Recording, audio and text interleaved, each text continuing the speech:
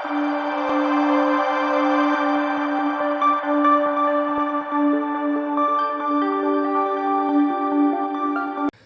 বন্ধুরা, এর আগের পার্টে আমরা দেখেছিলাম HTML শেখা কেন প্রয়োজন এবং HTML শিখে আমরা কত টাকা পর্যন্ত আয় করতে পারবো।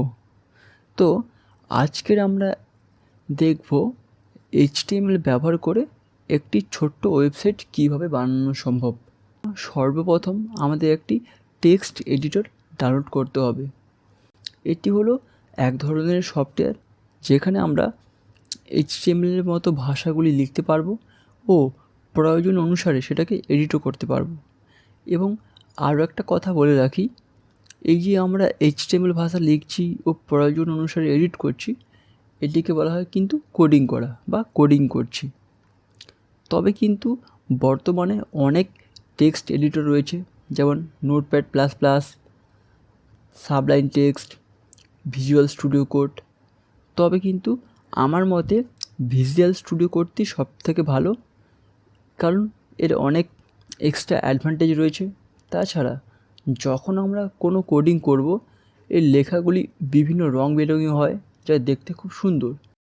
ডাউনলোড করার জন্য আমরা প্রথম গুগলে গিয়ে সার্চ করব ভিজুয়াল স্টুডিও কোড।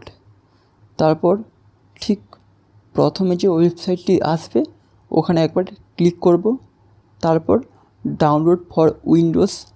তারপরে কিন্তু আমার এখানে অপশান দেখাচ্ছে আপনার এই সফটওয়্যারটি আপনি কোথায় সেভ করতে চান। আমি যেহেতু ডাউনলোড ফোল্ডারের মধ্যে সেভ করতে চাই, তো আমি ডাউনলোডে ফোল্ডারে একবার ক্লিক করে সেভ ক্লিক করব। সেভে ক্লিক করলে কিন্তু সঙ্গে সঙ্গে আমার এই সফটওয়্যারটি ডাউনলোড হওয়া শুরু হয়ে গেছে বা হয়ে গেছে। তারপর এটিকে কম্পিউটার বা ল্যাপটপে ইনস্টল করার জন্য আমি ডাউনলোড ফোল্ডারে এসে এই সফটওয়্যারের ওপর ক্লিক করব। তারপর এখানে একটা অপশান এসছে আই অ্যাকসেপ্ট এগ্রিমেন্ট, এখানে টিক করে নেক্সট করব। তারপর আবার নেক্সট করব। তারপর ক্লিক করব ইনস্টল। তো ইনস্টলে ক্লিক করলে কিন্তু আমার সফটওয়্যারটি ইনস্টল হওয়া শুরু হয়ে গেল। তারপর যখন এই ইনস্টল প্রসেসটা সম্পূর্ণ হয়ে যাবে, তারপর আমি ক্লিক করব ফিনিশ।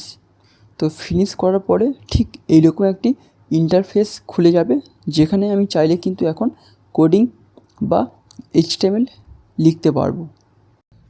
প্রথমে একটি ওয়েব পেজ তৈরি করার জন্য আগে একটি ফোল্ডার বানাতে হবে। তার জন্য আমি কী করব, মাউসের লেফট ক্লিক করে নিউতে ক্লিক করে ফোল্ডারে ক্লিক করব। তাহলে কিন্তু আমার একটা ফোল্ডার হয়ে যাবে। অথবা আমি চাইলে এখানে কিন্তু CTRL shift plus NO click করতে পারি, তাতেও কিন্তু আমার একটা নতুন ফোল্ডার তৈরি হয়ে যাবে। তো এই ফোল্ডারটির নাম আমি দিচ্ছি পার্ট 2। তারপর এই ফোল্ডারের ভেতরে একটি ফাইল বানাবো। তার জন্য আমি কী করব, এখান থেকে চাইলে ক্লিক করে ভিজুয়াল স্টুডিও কোডটি ওপেন করতে পারি, অথবা আমি এখানে সার্চ করতে পারি ভিজুয়াল স্টুডিও কোড। তারপর আমি এখানে নিউ উইন্ডোজে ক্লিক করব। তারপর ঠিক এরকম একটি ইন্টারফেস আসবে। আমি এখানে ফাইলে ক্লিক করব, তারপর ওপেন ফোল্ডার। তারপর যেখানে আমি ফোল্ডারটা বানিয়েছিলাম ডেস্কটপ, আর ফোল্ডারের নাম ছিল পার্ট 2, এখানে ক্লিক করে একবার সিলেক্ট ফোল্ডারে ক্লিক করব। তাহলে কিন্তু এখানে আমার ফোল্ডারটাকে সিলেক্ট হয়ে গেল। তারপর এই পার্ট 2 ফোল্ডারের মধ্যে, তারপর এই যে আমার পার্ট 2 ফোল্ডার রয়েছে, এর মধ্যে একটা ফাইল বানাবো। তার জন্য কী করব, আমি VS কোড বা ভিজুয়াল স্টুডিও কোডের মধ্যে এখানে একটা যে ফাইল সিম্বল রয়েছে, এখানে একবার ক্লিক করব। তারপর একটি নাম দেব index.html। তুমি চাইলে ইন্ডেক্স নাম দিয়ে যে কোনো নাম দিতে পারো, কিন্তু .html কিন্তু বাধ্যতামূলক, কারণ এটি একটি এক্সটেনশন। ঠিক আছে, তো এবারে আমার একটা কিন্তু ফোল্ডার হয়ে গেল। তো কীভাবে দেখব, এটাকে আমি মিনিমাইজ করলাম। এই দেখো, আমি যে ডেস্কটপে একটি নতুন ফোল্ডার করেছিলাম, সেখানে দেখো একটা ফাইল হয়ে গেছে। ফাইলের নাম কী আছে, ইন্ডেক্স।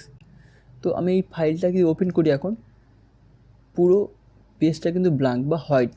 তো আমি এখানে কিছু লিখব, তার জন্য কী করব, আবার আমি যাব ভিএস কোড বা ভিজুয়াল স্টুডিও কোডে, তারপর বেসিক যে স্ট্রাকচার থাকে সেখানে আমি লিখব। যেমন কী লিখব, HTML এন্টার। তো এই সফটওয়্যারের একটা অ্যাডভান্টেজ কি, যখনই আমি HTML লিখলাম অটোমেটিকলি কিন্তু দুটো ট্যাগ খুলে গেল, একটা ওপেন ট্যাগ, একটা ক্লোজিং ট্যাগ। তো প্রথমটা বলছি এটা আমার ওপেনিং ট্যাগ, সেকেন্ডটা বলছি ক্লোজিং ট্যাগ। এই HTML ওপেনিং ট্যাগ আর ক্লোজিং ট্যাগের মাঝখানে আমি লিখব হেড। শুধু হেড লিখলে কিন্তু আমরা এখানে হেডের ওপেনিং ট্যাগ ও ক্লোজিং ট্যাগ দিয়ে দিচ্ছে। এবং হেডের মাঝখানে আমি কী লিখব, টাইটেল। টাইটেলের নাম দেবো আমি HTML ফার্স্ট পেজ। তারপর এই হেডের মাঝে আমি লিখব বডি। এরপর যত কিছু কোডিং করব বা HTML ভাষা লিখব ওই বডির মাঝখানে লিখব। তো এই মুহূর্তে আমি চাইছি এই আমার ওয়েব পেজের লেখা বা হেডিং শো করাতে, তার জন্য আমি কী লিখব, আমি HTMLকে বলবো তুমি একটা হেডিং শো করো। তাহলে আমার একটা ট্যাগ ইউজ করতে হবে, যে H1 ট্যাগ, মানে HTML বুঝে গেল যে আমাকে ব্রাউজারে একটি হেডিং শো করতে হবে। এবং হেডিংয়ের নাম কী দেবো, আমি এই H1 ট্যাগের মাঝখানে লিখব। আমি কী লিখব, হেডিংয়ের নাম this is A H1 tag. তারপর এটিকে Ctrl+S মারলে কিন্তু সেভ হয়ে গেল। তারপর আমি কিন্তু যদি এখান থেকে ফোল্ডারে গিয়ে আবার এটিকে ওপেন করি, তারপর এটাকে একবার রিলোড করি, দেখো এখানে কিন্তু দিস ইজ এ H1 ট্যাগটি কথাটি চলে এসছে। তাহলে আমি HTMLকে বললাম যে তুমি এখানে একটি H1 ট্যাগ বা হেডিং ট্যাগ শো করাও, তার জন্য আমাকে কিন্তু H1 ট্যাগ ইউজ করতে হলো। আমি যদি বলি তুমি একটা হেডিং 2 শো করাও, তাহলে আমাকে কী লিখতে হবে, H2।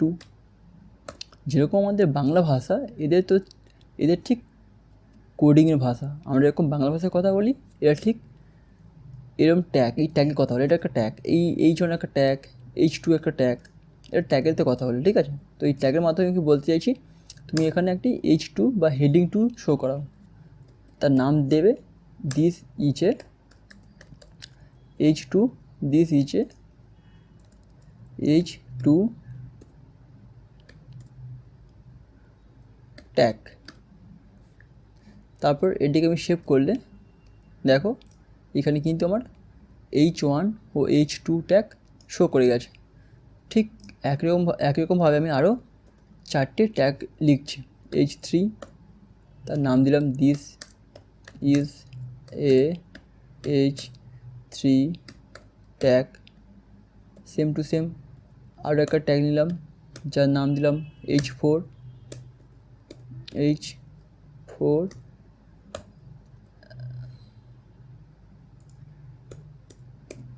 নাম দিলাম this is a H4 tag.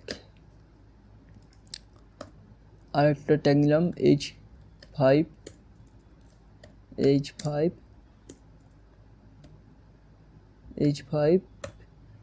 নাম দিলাম this is a H5 tag.